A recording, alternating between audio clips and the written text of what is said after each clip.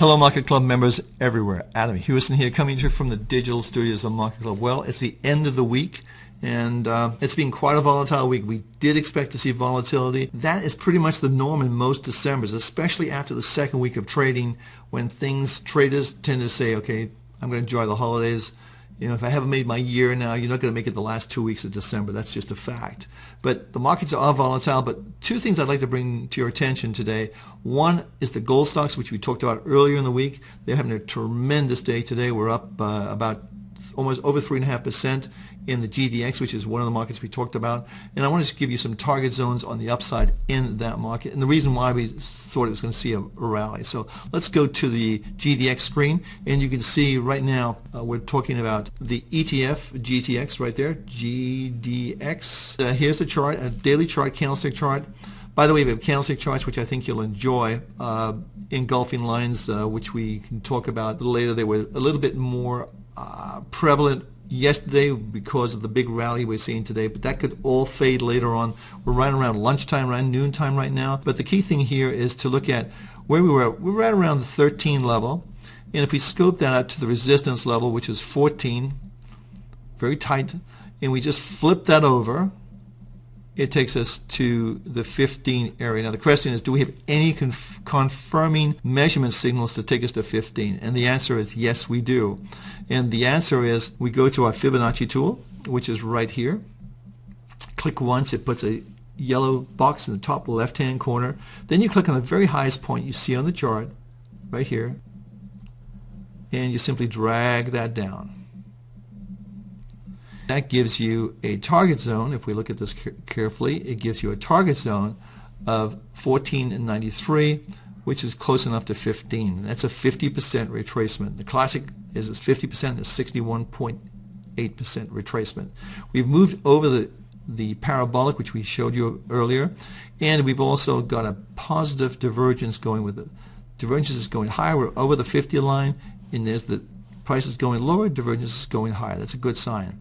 So let's move on. This is the GLD. The good thing about the GLD, it has moved over the parabolic. You can see that right here. However, it's still below the 50 line, and that's the important thing to look at. It's one of the things that we look at. But also, if we scroll this down, you can see we have made the turn over the MACD. That doesn't happen that often.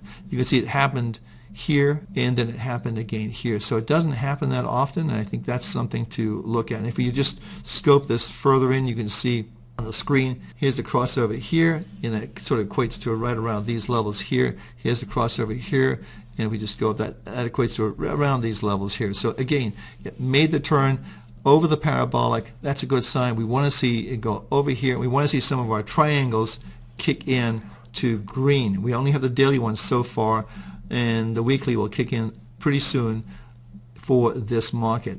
Let's take a look at spot gold, which is something we really pay close attention to for both of these, GLD and the GDX, because they both track spot gold. Here's spot gold. We have made the turn in the MACD. You can see it just right here, which is a good sign. We are over the parabolic, which is another good sign. We have a big rally today in gold, and let's just move that up. You can see we're up over 2% in gold, which is a big move. We need to get over the 50 line, and we also need to get the weekly trade triangle green. Once we get that green trade triangle kicking in, then we want to be long gold in a really pretty good way. So, you know, we've been bearish on gold.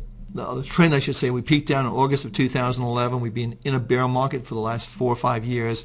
And again, this is something that, you know, nothing goes up forever, nothing goes down forever. And maybe we're seeing a change out of equities, or maybe the distrust of money in general, and going back to a more traditional gold situation. So we'll see how that plays out, but generally speaking, we want this to be on your radar. Now, when you talk about volatility, as we did earlier in the week, you certainly have to look at it today and say, wow, this is really volatile. Huge move down yesterday. We're down 1.5%, down 252 points, and today we're up 236 points. I mean, it's crazy. So, but we are below the parabolic. That's something to look at, and that's a sign that our weekly trade triangles are still negative, and our dailies are negative. Only the monthly's positive. But the one thing that's concerned me all along with this particular market and the equity markets in general, and then we have to scope this out. Let's go to like a year to date. And what's bothered me perhaps more than others is the fact that we have a huge amount of resistance over this market. Really, that's since March of this year, and you can see it's extended all the way through, I would say, to August. And this is a hard hill to climb over. Now, the other thing, too, is we've got these two potential mountaintops, and this is going to be a pivot point, so you want to watch that. Certainly, the 17,200 level is going to be really key for this market. If we go below there, then we're going to be under pressure. I would say today, watch this market where it closes for the day.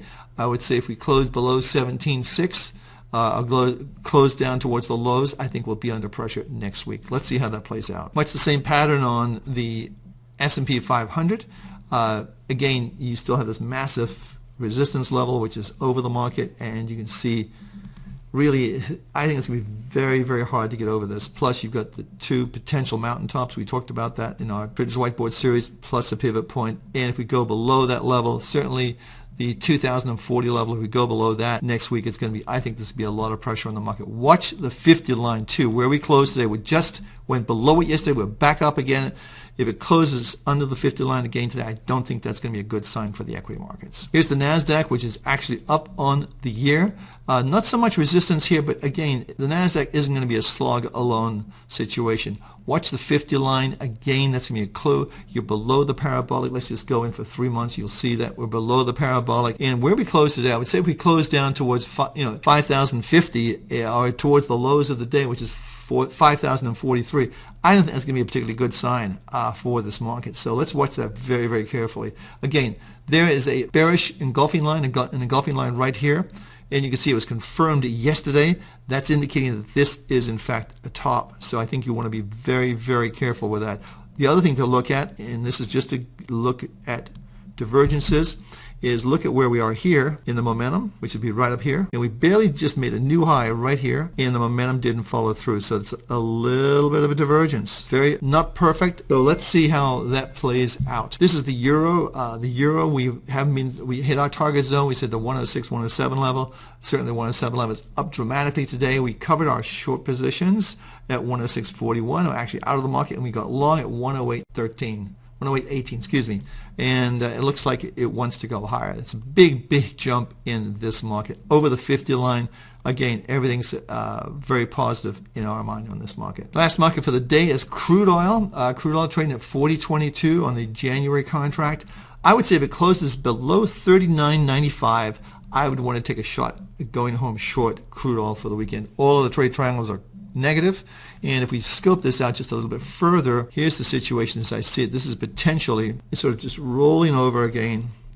And if we measure from this point here and go below there, we're looking at $37.50 as a target zone for crude oil. Hey, I'm Adam Hewison. We covered a lot. Be careful in December. It's a month to be careful in. Check out the gold. I'll be back on Monday. Have a great weekend, everyone. Thank you for watching.